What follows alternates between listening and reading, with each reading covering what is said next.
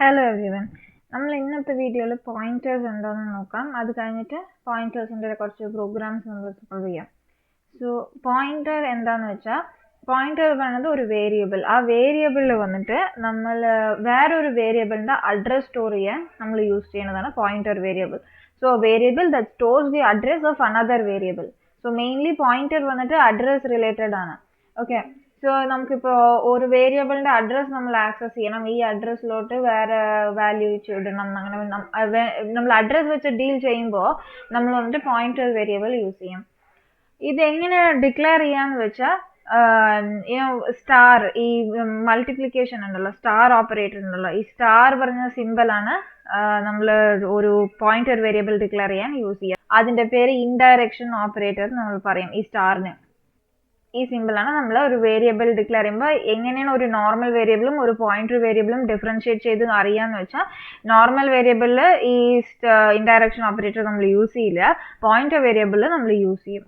പിന്നെ ഇത് എന്തുകൊണ്ട് യൂസ് ചെയ്യണമെന്ന് വെച്ചാൽ മെമ്മറി വന്നിട്ട് സേവ് ചെയ്യും. കുറേ മെമ്മറി നമുക്ക് സേവ് ചെയ്യാൻ പറ്റും വലിയ വലിയ പ്രോഗ്രാംസ് യൂസ് ചെയ്യുമ്പോൾ. അതേപോലെ memory allocation, dynamic memory allocation പറഞ്ഞിട്ടൊരു കോൺസെപ്റ്റ് വരുന്നുണ്ട്. സോ അതിലൊക്കെ നമ്മൾ പോയിന്റേഴ്സ് യൂസ് ചെയ്യുമ്പോൾ ഡൈനമിക് ആയിട്ട് എന്ന് വെച്ചാൽ റൺ ടൈമിൽ നമ്മൾ മെമ്മറി അലൊക്കേറ്റ് ചെയ്യണം. അതായത് വേസ്റ്റേജ് ഉണ്ടാവില്ല, മെമ്മറി വേസ്റ്റേജ് ഉണ്ടാവില്ല. നമുക്ക് എത്ര വേണോ അത്രയും നമ്മൾ യൂസ് ചെയ്താൽ മതി.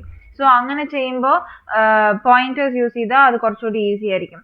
പിന്നെ ഫാസ്റ്റർ എക്സിക്യൂഷൻ, ഒരു പ്രോഗ്രാം വേഗത്തിൽ എക്സിക്യൂട്ട് ചെയ്യാൻ it can access the address faster, അതുകൊണ്ട് ഫാസ്റ്റർ എക്സിക്യൂഷൻ ഉണ്ടാകും.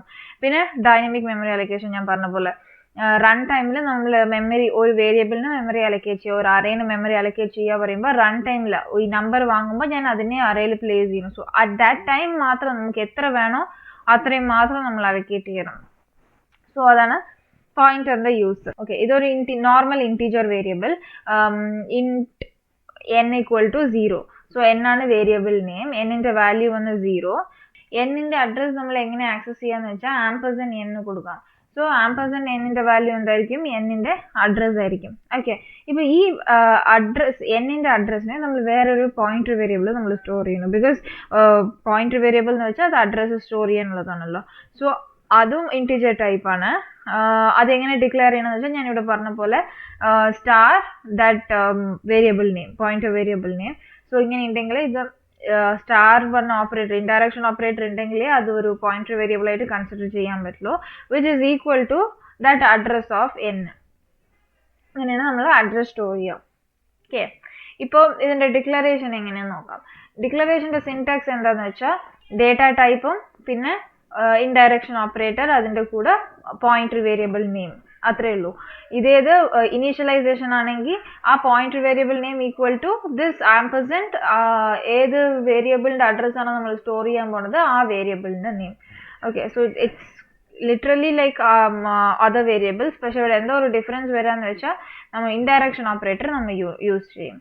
ഓക്കെ, അപ്പൊ ഇവിടെ ഇൻറ്റ് സ്റ്റാർ നം എന്ന് വെച്ചാൽ സ്റ്റാർ നം, അതായത് നമ്പർ ഒന്ന് പോയിന്റർ വേരിയബിൾ ആണെന്ന് നമ്മൾ കൊടുക്കണം. അതേപോലെ char star CH, float star F എല്ലാത്തിനും ഇൻഡയറക്ഷൻ ഓപ്പറേറ്റർ യൂസ് ചെയ്താൽ it will become a pointer variable. Initialization എങ്ങനെയാന്ന് വെച്ചാൽ നോർമലായിട്ട് ഒരു എ പറഞ്ഞ വേരിയബിളിൽ 10 പറഞ്ഞ വാല്യൂ ഉണ്ട്. ഇപ്പൊ എന്റെ അഡ്രസ്സിനെ നമ്മൾ ഒരു പോയിന്റർ വേരിയബിൾ കൊടുക്കണമെങ്കിൽ that pointer variable equal to ampersand A.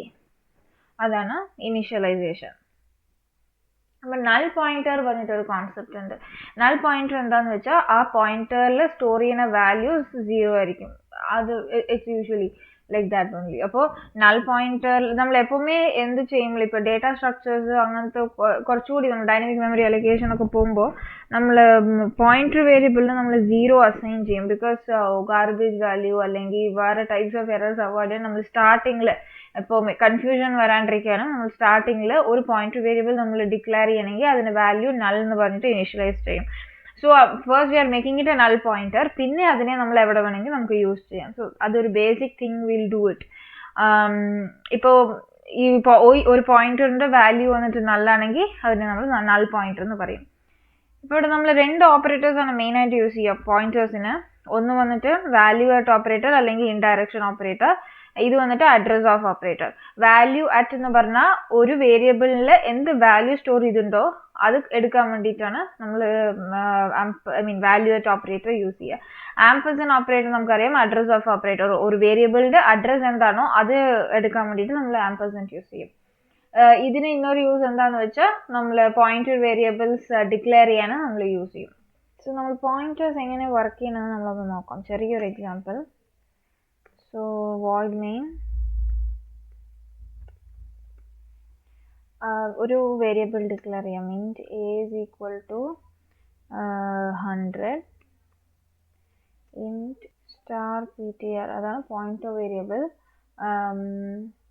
equal to ampersand a. ഇപ്പോൾ printf percentage d.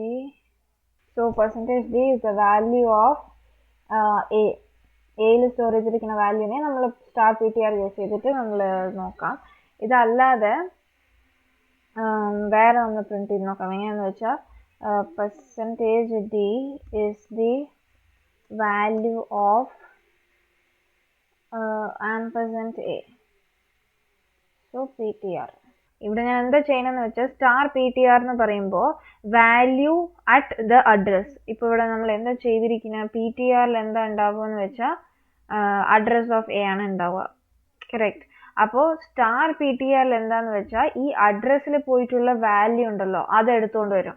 So star P T R പറയുമ്പോൾ value at P T R. P T ആറിന്റെ വാല്യൂ എന്താ, ആംപർസൻഡ് എ.